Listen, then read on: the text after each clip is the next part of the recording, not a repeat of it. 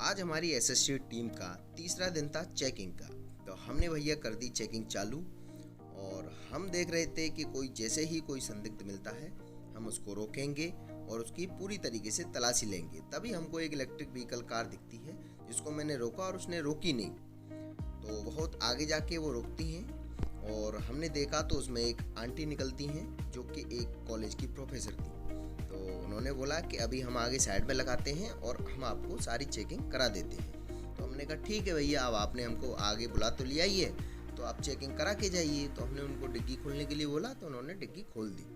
फिर आके मैडम बोलती हैं कि मैं कॉलेज की प्रोफेसर हूँ और ये मेरा आसपास मेरे आटे का काम होता है, इसलिए ये पूरे आटे में हो रखे हैं और मेरा हाथ भी गंदा हो चुका था। तो मैंने उसको साफ किया और मैंने आंटी को बोला आप जाइए, कोई दिक्कत नहीं है। और उतने में ही एक और गाड़ी आती है जिसको मैंने रोका। मैंने सोचा शायद इसमें कुछ हमें मिल सकता है, लेकिन अंदर देखा तो फैमिली बैठी हुई थी। लेकिन हमने सोचा कि अगर गाड़ी रुकवाई है तो अब चेक कर ही लेते हैं। उनको हमने बोला डिग्गी खोलने के लिए, तो उन्होंने बहुत ही शालीनता के साथ जवाब देते हुए डिग्गी ओपन कर दी। तो जैसे ही हमने डिग्गी खोली तो उसमें पूरी डिग्गी उनकी भरी हुई थी, क्योंकि उन्होंने सीएनजी का टैंक लगवा रखा था। तो अब वहाँ पर हमारे लिए चेक करने के लिए कुछ था नहीं, तो आगे एक बैग रखा हुआ था।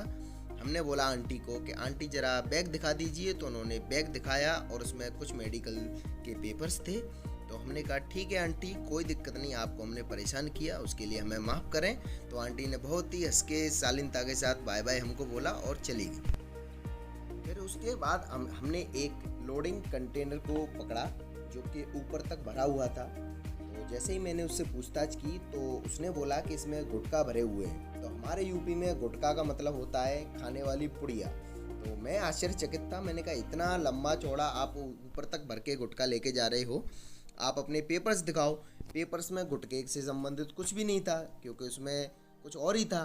तो मैंने उनको बोला कि आप आके ज़रा हमको दिखा दीजिए कि आप किस प्रकार के गुटखे इसमें भर के ले जा रहे हैं। तो मैंने अपने सर को बताया कि सर इसमें पुड़िया, जिनको गुटखा बोलते हैं यहाँ पे, तो वो लेके जा रहे हैं। तो मैंने उनको बोला खोलने के लिए। तो अंदर जैसे ही मैंने देखा तो मैं हंसने लगा अंदर ही अंदर मन में, क्योंकि मैं कुछ और ही सोच रहा था और उसमें कुछ और ही निकला। तो उसमें लकड़ी के गुटखे जो होते हैं बड़े बड़े, वो निकले। तो यहाँ पे लकड़ी के जो रहते हैं बड़े बड़े जो पार्ट्स काट लेते हैं उनको यहाँ पर गुटखा बोलते हैं, और हमारे यहाँ पर जो यूपी में गुटखा बोलते हैं वो पुड़िया को बोलते हैं, जो कि खाने वाली चैनी खेनी होती है। तो मैं इसलिए अंदर अंदर हंस रहा था। मैंने कहा मैं क्या समझ रहा था और ये क्या ही निकला। तो अब आप जैसा कि देख रहे हैं रात हो चुकी थी और हमारी चेकिंग कंटिन्यूस जारी थी।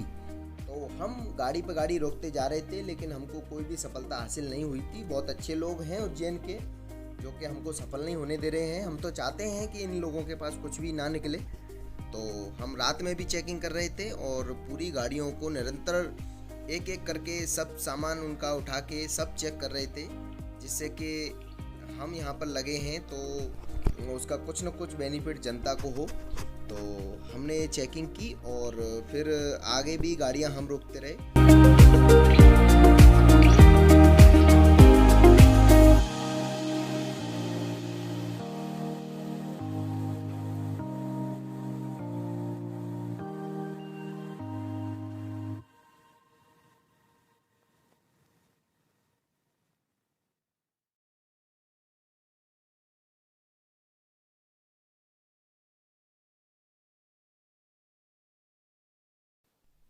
तो चूंकि अब रात ज़्यादा हो चुकी थी तो हमने सोचा ये चाचा की आखिरी गाड़ी चेक करके अब आराम किया जाता है, तो हम आराम